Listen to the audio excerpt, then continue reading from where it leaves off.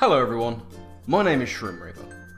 If you follow this channel for any length of time, you'll know me best from erratic performances in competitive Pokemon, as well as talking about Dungeons and Dragons way too much. But there's another game I love to sink time into, Minecraft.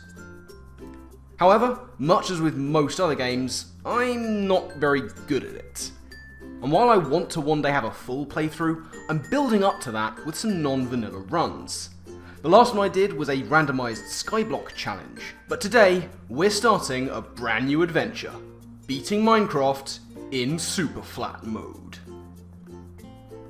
Many people have done this before, but the person I got the inspiration from was GeminiTay, an awesome Hermitcraft player who, among other things, specialises in transforming villages into amazing havens of creativity. You can find her links in the description, definitely go check her out, she's very cool. So what is Superflat? Well, it's something a lot of people use as their creative test worlds, to try out building, redstone, all that good stuff. Essentially, it's 3 layers of dirt on top of a layer of bedrock. That's it. There's no terrain, no mountains, no oceans, nothing. Just a handful of villages and a crazy amount of mobs. But we'll get to that later. It is entirely possible to beat the game in this kind of world, and that's what we're going to try to do. So, without further ado, let's jump right in. And here we are, the start of a new adventure, and holy crap, that's a lot of slime. Slimes are mobs that don't obey the usual rules of mob spawns. Stuff like zombies and skeletons spawn based on light level, but slimes are different. They exclusively spawn in slime chunks, except on Superflat worlds, where they spawn all the time and everywhere.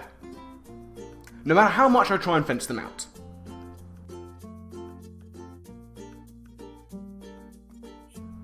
And with them taking up all the mob spawning ability, sure, we'll get a load of slime, but nothing else. We won't have any other enemies. Something's got to be done about these. Now there are several methods of dealing with slime spawning here.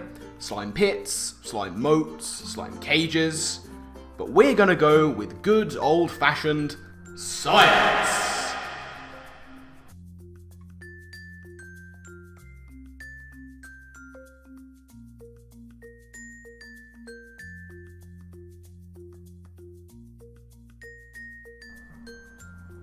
With our phenomenal cosmic power buried safely away, it's time to get this started up for real.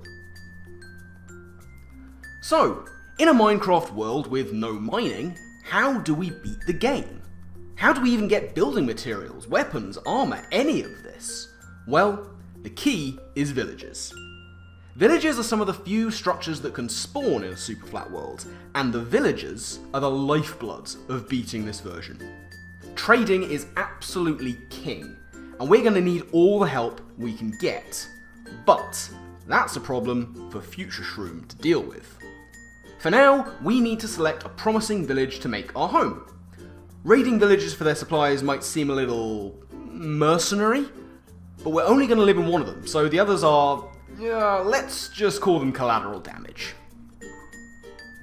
As with all Minecraft playthroughs, the early materials are crucial. We need wood, and we need stone. Wood is always the easiest resource to gather, and many villages do have trees which we will absolutely be stealing. Sadly, it's all oak to start with. The vanilla ice cream of Minecraft materials. Constant, reliable, if a little basic. It'll do for now.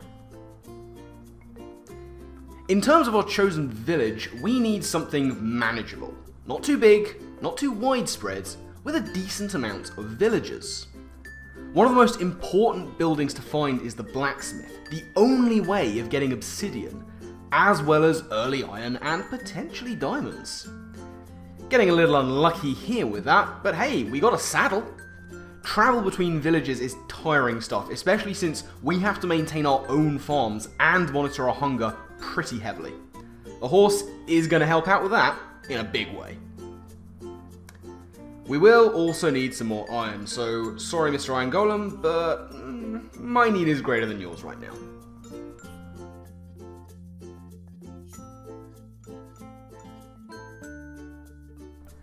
And now, time for our first proper night. With the slime issue taken care of, I reckon we'll see at least a few more regular mobs, and nope, no thank you, can't be arsed with that, cannot be arsed with that. That is too many mobs. No, nope, going to bed, going to sleep, let's leave it till the morning.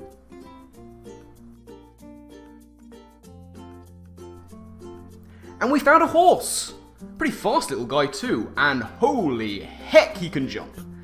This will be our transportation. Hopefully we can get a name tag in the future. In the meantime, leave any name suggestions down in the comment section. Next, we need stone. Now, we could just tear down some buildings, and we will, but we're going to need a much more reliable, renewable source. And that can only mean one thing: a cobblestone generator. Thankfully, there are ways of getting water and lava to construct one of these, and hold on a minute. So remember when I said villages are some of the few structures that can spawn in a Superflat world? Well, there's the other one. That right there, floating in the sky, is the stronghold. So these guys spawn in the air in these worlds as the only place they can. And just like with actual Minecraft, that's how we beat the game. But we are in no fit state to do that right now. However, we're going to find a village nearby and make that our base. At this point, screw getting like a good village. Now that we've stumbled across the stronghold, we want to remember where it is. Maybe we can do some building with it. Up in the sky. I'm getting ahead of myself. I will pop up the water stream to grab some lava and books, carefully, along with some pretty decent loot. Some decent enchantment books and smithing templates. These are pretty fun items, but it's going to be a long time until we're ready to use them. Keep them in mind though. That's a story for another time. For now, it's back to the surface, and it's time to start our hostile takeover, I mean benevolent leadership imposition, of this village. We're going to need a house of our own, and these simply will not do. Plenty of villagers around, which is promising for the future, but we need trees and we need stone. So, saplings planted, generator up and running, it's time to gather some material.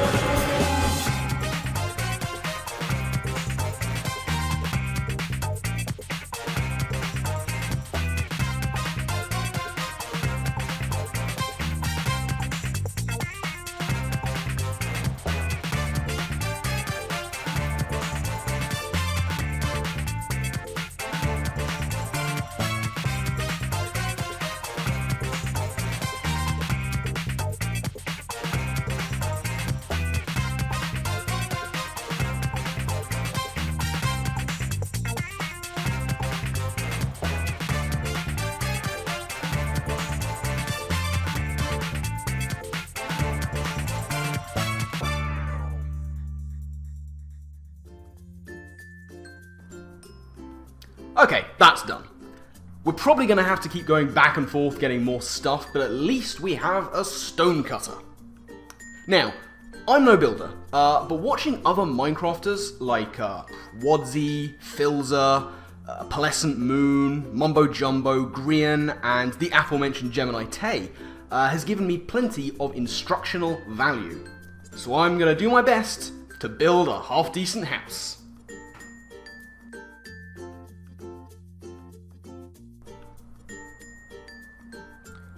So this is just us laying out the foundation.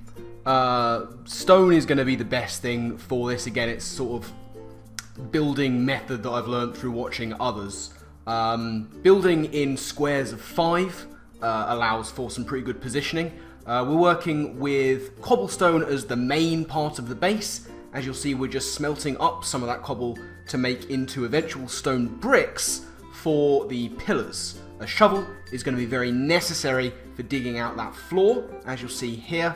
We don't really want grass inside, we're just going to make that out of some nice, good old-fashioned oak wood.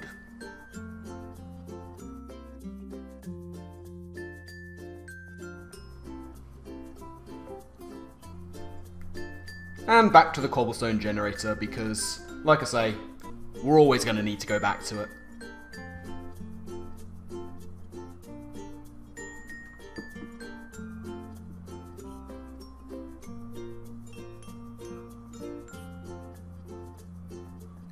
And with these last little bits, the main bottom base is done.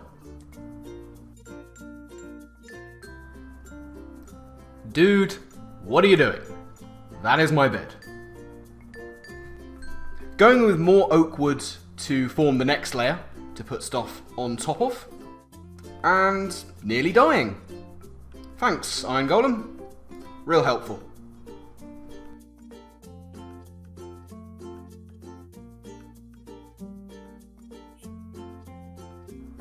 Pillaring up with some oak logs on the layer outside, just to give some depth. We're going to be going for a bit of gradiented walls with oak planks and stripped oak logs, just so it's not quite so, you know, one-dimensional.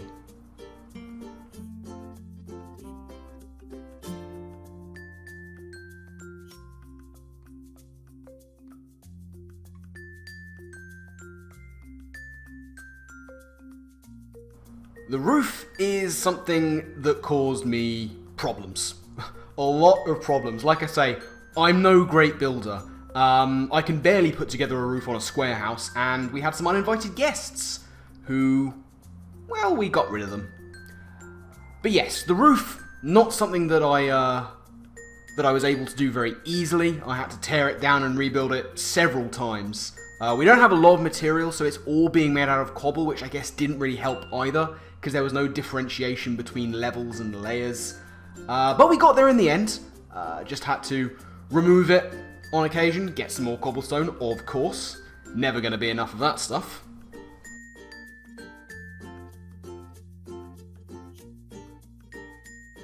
And it's not looking too bad from below at the moment. We're going to have to sort of level it out, but I'll focus more on that when the full build is done.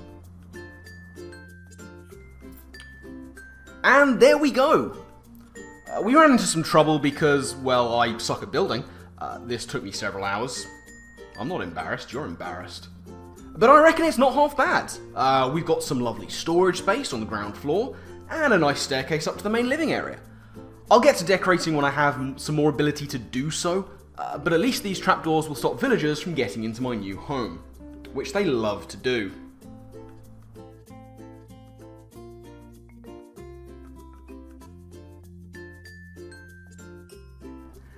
And that's where we're going to wrap up for today. Thank you all so much for watching. I do hope that you enjoyed.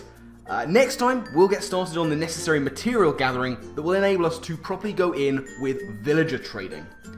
That'll probably involve some more collateral damage, but it's all in the name of survival.